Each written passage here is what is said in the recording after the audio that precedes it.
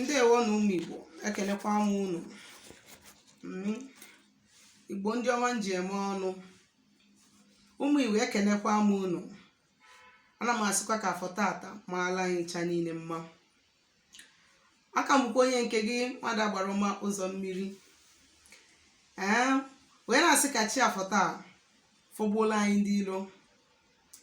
Ka afịa afọ niile na-azụ n'ala Igbo tata zụtara anyị ihe ọma, zụtara anyị udo na agam n'iru. Ka afọ chụọla anyị ndị ajọ mmụọ, chụọrọ anyị ndị ajọ mmadụ.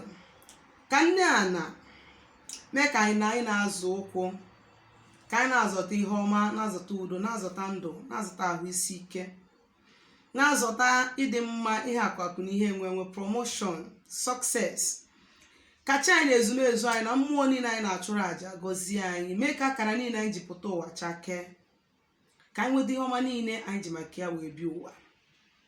Ka onye ọbụla na-achụ anyị daa, ka onye ọbụla na-agwọrọ anyị ọgwụ saa n'ọnụ, ka onye ọbụla na-ejere anyị ije were ana zee mmiri, ka onye ọbụla fụrụ anyị si na ọfụwa anyị aka isi kpuo ya, ka onye ọbụla na-achụrụ anyị aja aja ka o were isi ya buru, ka ọ makarịala anyị ka anyị zụọ ka afịa, ka anyị hapụ ịnana ka afịa, ka anyị pụtakwazie ife ma dezikwa ude. Tata bụ afọ ụbọchị nkwọ, ụbọchị eke na ụbọchị orie, na afịa na-anọ n'ụbọchị na-anọ ise. Eji m ohere a wee na-akpọkụ ụmụ Igbo, na-asị Igbo tetanụ n'ụla. O nwere ihe bụ that na realize the truth about your existence. Ịma the truth about your root and your foundation.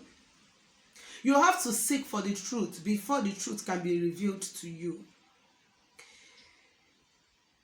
Ana m ayọ ụmụ Igbo ka anyị na-achịtaba n'omenala Igbo. Ị na-achịta n'omenala Igbo, ị mara mgbe ị na-eme omenala, mara mgbe ị na-agwọ ọgwụ. Biko nụ.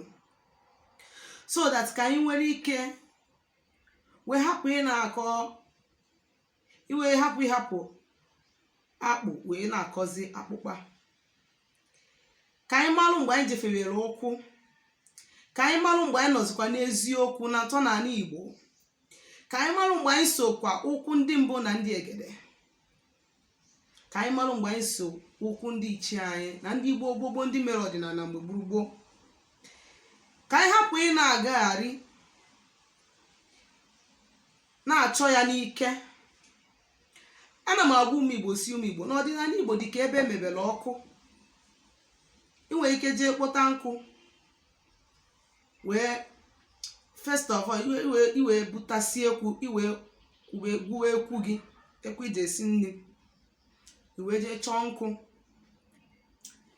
ire nje nkụ ahụ n'ọkụ na-ekwu anwa, iwe lightia ya, opikie nwayọ from nwayọ ahụ onwusiwe ike. Otu a ka ọdịnala Igbo dị. Ihe a inu okwu ka m tụrụ. Ọdịnala abụrụ kwam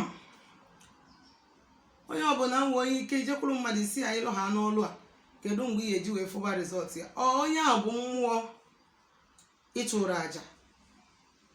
Ọ bụrụ ya bụ mmụọ, ihe dị dibịa n'aka bụ ịchụ aja, ịgbara gị aja, mee ka eshọn ọ gbara aja ahụ na the proper way ka mmụọ osisi ya gbaa dị aja. Onye ka nkịta ji wee si tụpụrụ m ọkpụ na iro, hapụ ọgụ m na ndị mmụọ.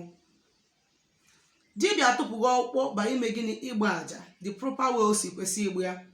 Mgbe mmụọ ga-eji wee lụọ ya, abụrụzi dibịa ka ọ dị n'aka. Okwubigo okwu kpatara na mgbe ụfọdụ na o nwere ike ịchụ aja onye ụwa, ị na-efile na ịchụ ha na aja ahụ inwebe ego. Ọ bụrụ na ihe onye ụwa gị ji aja ahụ wee ji egwu ime ka oshọn na ndụ dị n'ụzọ gị, maka na o nwere ike ọ bụrụ na ọ nwere ọnwụ ezubego gị, ma ọ bụ na o nwere ike ọ bụrụ na onwego ọgwụ agwọrọ iji wee ka eji gị, ọ bụgodoro nke ahụ nke o jebe, mana o nwere ụgwọ o ji n'ụwa ya nke mbụ befe ịbịa, ọ na-eme ka o jiri aja ahụ wee mee gịnị? Wee kwuchie ya. That is why you don't feed your chi once. ịnọkwa ichukwu achị gị. So ọ bụrụ dibịa lụọ ọrụ gị si ya tata ọkwa 7 days ọ ga-eru 1 week before mfụbif ya ọ ga-eru 3 days. Ihe dibịa mere bụ na dibịa achụgo aja, mmụọ ka ọ dịziri ịlụ ọrụ. As long as na dibịa with the necessary, the required material with the correct intention, present ya na iru the right spirit o kwesịrị present ya, ihe ga-emezi bụ gịnị? Ịpụtazie gị nwa na-ekwubi okwu ọfọ n'isi gị. Maka na ihe nji ekwu ihe a bụ nọọ ndị be anyị na-abụ ha na-achịtewa azụ n'ọdịnala, ọ na-adịghị ọsịsọ. But for how many years you've been in the Christian community, biko ugbo one ka ikpegoro fire ifaya ta ekwensu ahụ mụ nwaanyị ahụ mụ nwoke a na-agwọrọ ụgwọ nwa amụsụ a na-ataghị bata efu na ekwensu ahụ mụ na amụsụ ahụ anwụgo. They teach you how to maintain faith.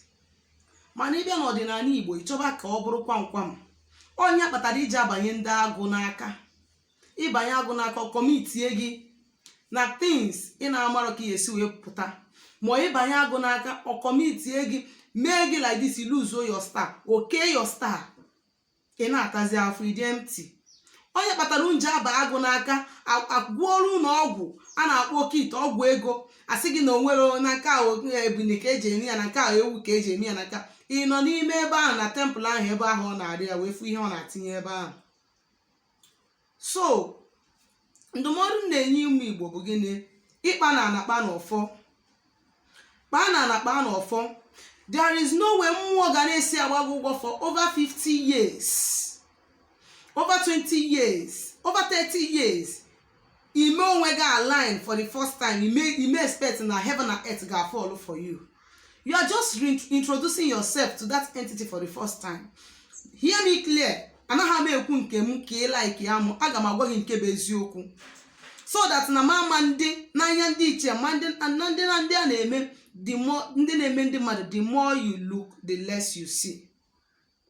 The more you look, the less you see. Ị na n'ife na-ekwu, ọ bụrụ mmụọ na-agba gị ụgwọ, mmụọ nne na nna gị kwesịrị ịchụkwara gị mgbe ipere mpe, i wee jizie nwa ya na-agodo ha ka ụzọ gị na-aga. Imeri ya at 30 years, 20 something years, 40 years, imebezi ya for the first time, and you think na dibia mesielu gị heaven and earth will fall. Dibia ọbụla na-agwa gị such thing is looking for your money.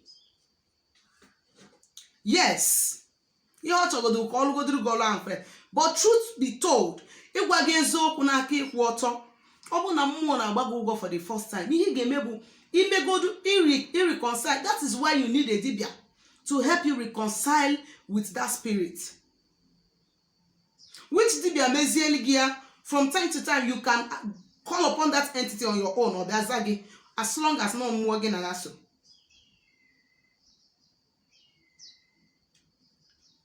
So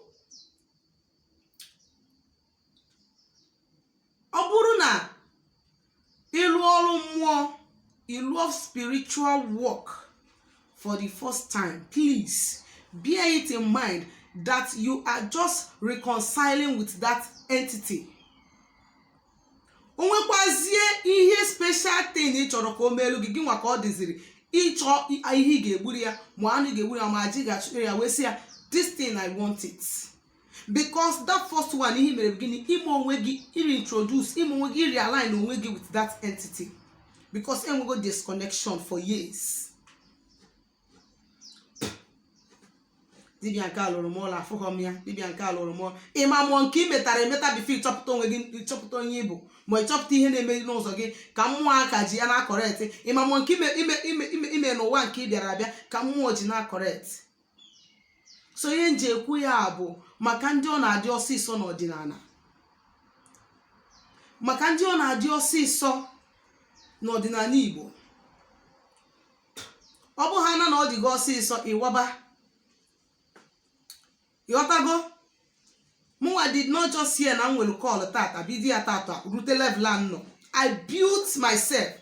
I made sacrifices. I made a lot of rituals. I went through hell. So onye si gị not easy or dịrị easy. Ihe nji agwa gị ya bụ ịpụta n'iru ọgụ ka ị malụ ịkwado akwado. Ask questions. na-agba afa n'isi gị na-ajụ ese maka na ọ dịba gị ọsịsọ ịgbaba na gịnị gbaba na ndị ọgwụ. Next time a ga-egwa gị ya ka emelu gị oke ite, emeghalụ gị oke ite, ụzọ ga-agaba, emeghalụ gị oke ite, ịgbagbuo anụ. Ị makwa na enwere a lot of people nwegoro oke ite yet ha nọrọ afụ result ya.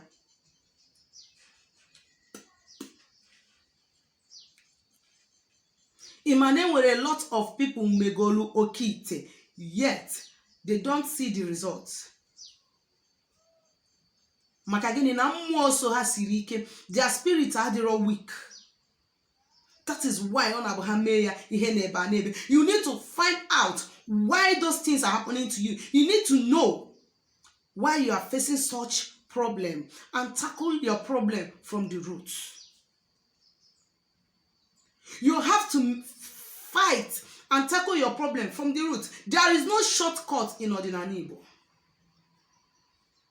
Ya ka o ji dị mkpa uwe bịara mmụọ ikwesịrị ịchụkwaba ha. Ọ bụ na ihe chi gị ihe, for instance, anna chi gị ahụ onye ahụ nọrọ gị ụwa na-eje ụka mgbe ọ dị ndụ abi o chụkwara chi ya wee merigide wee nwụọ. Do you think na chi gị ahụ ga-ana gị ihe onye ụwa ahụ ọ ga-ana gị ihe rie ya? Oles ma ọ na mmụọ nọrọ ya nwe ụwa before n'oge ụwa riri. These are some of the things you don't understand in this thing that we are doing. This is pure and core Ọdịnala Igbo. This is core spirituality. Ihe abụrụ ihe akụla agwa mix no. Ọ bụrụ na chi gị ji ụgwọ before nwụọ wee nọ gị nwụwa, chi gị must do what? Settle onye oji ụgwọ first. And kedu onye ga-akwụ ụgwọ ahụ? You. That is the reason why you don't need to relax. You need to do what? You need to rise up. So that mgbe ị ya anọ mmadụ ụwa, onye ahụ ya bụrụ chụọrọ gị aja nke na-esogodu gị, nke nọrọ gị kịta na ewee na-anagodu gị ya because ya bụ ụgwọ iji ya that you are paying through another means.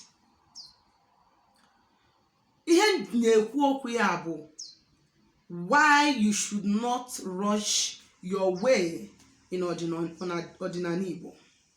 Why you should not rush your way in Ọdịnala Igbo. It is important you don't rush things. It is important you take your time. It is important you meditate. Even if on way actually ask your spirit question. Do I really need this person to work for me? Am I convinced inside of me that this person can help me? It is important. Aka ọbụla na-achụ aja ifela anala emi ọ da nọkwa n'ịkụ ụta. Aka ọbụla na-echukwa mmụọ echukwasị mmụọ ike agụ anarakwa agụ ya o. So ihe na-ekwu bụ be sensitive enough to know when you are practicing Ọdịnala Igbo, and be sensitive enough to know when you have diverted the whole thing. Aka m bụkwa onye Nkeke Nwada Agbaroma Ụzọ Mmiri. Chitakwana bụ onye mgbasa ozi ọma Ọdịnala Igbo, bụrụkwa dibịa Igbo. Anyị na-agbasi afọ ike na-arụkwa ọrụ mmụọ dị iche iche na-enyere ụmụ Igbo aka ịmara eziokwu gbasara ọdịnala, maka na ụzọ ndụ bụrụ ụzọ eziokwu. Biko nwa ajụjụ nwere ịjụ m gbasara ihe ndị nkụzi taa, ma ihe ndị na-akụzi na mbụ, maọbụ ihe ọbụla gbasara ọdịnala Igbo, maọbụ na ịchọ ka agbalụ gị afa ma ọ lụọ ọrụ mmụọ, biko zitara m ozi na my WhatsApp number na 07037311663. Biko nu tomorrow by 10 a.m. by 10 a.m. Nigeria time, anyị ga-eme live video. We'll be live here. Join me by 10 a.m. tomorrow morning. We are going to go live. Ihe anyị ga-akụzi echiwu ka esi aga ọfọ, ka esi atụ nzu, ka esi ekpere mmụọ dị na ana Igbo. Ya gazienu.